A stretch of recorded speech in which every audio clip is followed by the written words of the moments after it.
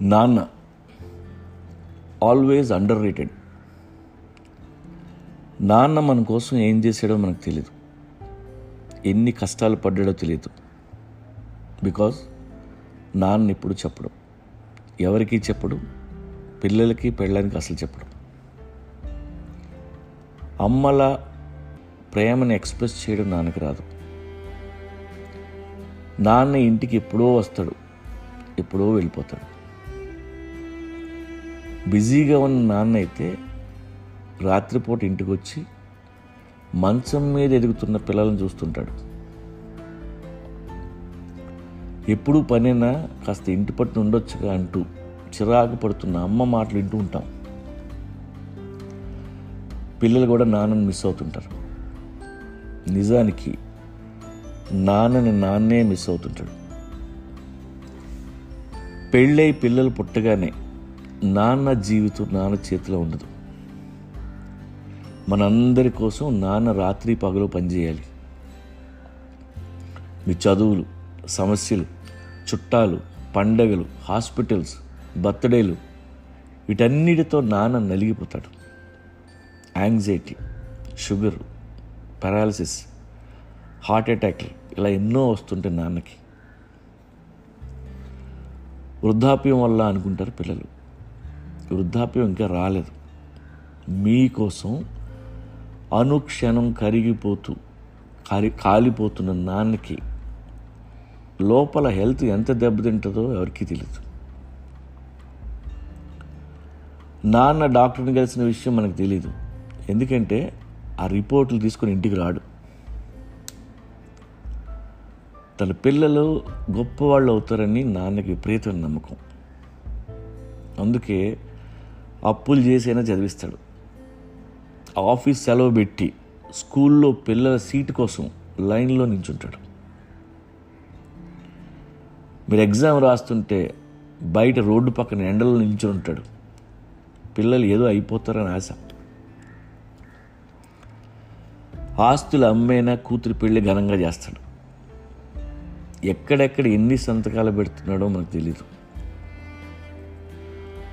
కొన్ని వందల సార్లు, వేల సార్లు అమ్మ ఏడవడం చూస్తాం, కానీ నాన్న ఏడవడం ఎప్పుడైనా చూసారా?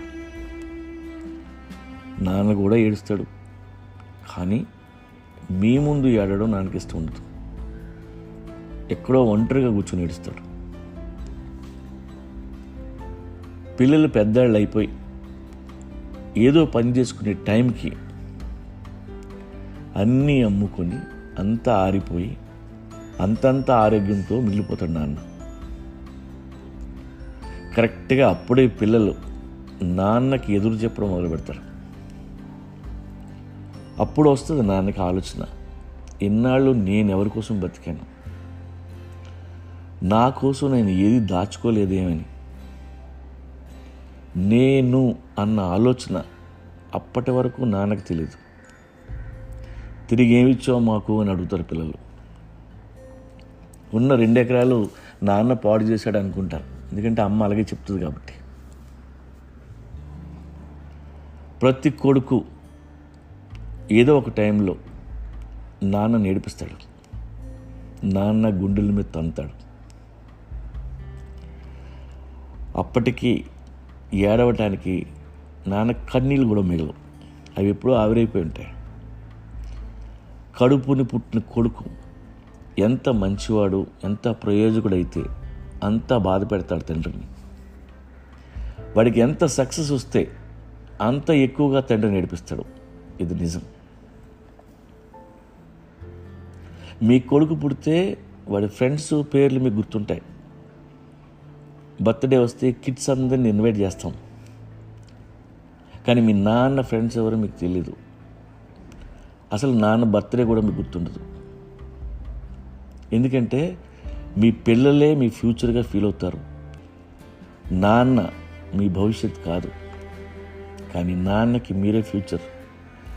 మీకోసమే రిస్క్ తీసుకోలేక, ధైర్యం చాలక మీ నాన్న తన కెరీర్ని నాశనం చేసుకున్నాడు.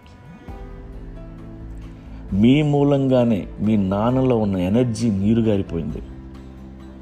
మీ మూలంగానే మీ నాన్నలో ఉన్న కాన్ఫిడెన్స్ మాయమైపోయింది, ఫైర్ చచ్చిపోయింది.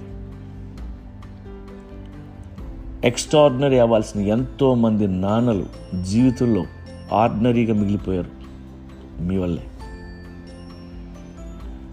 Respect your dad.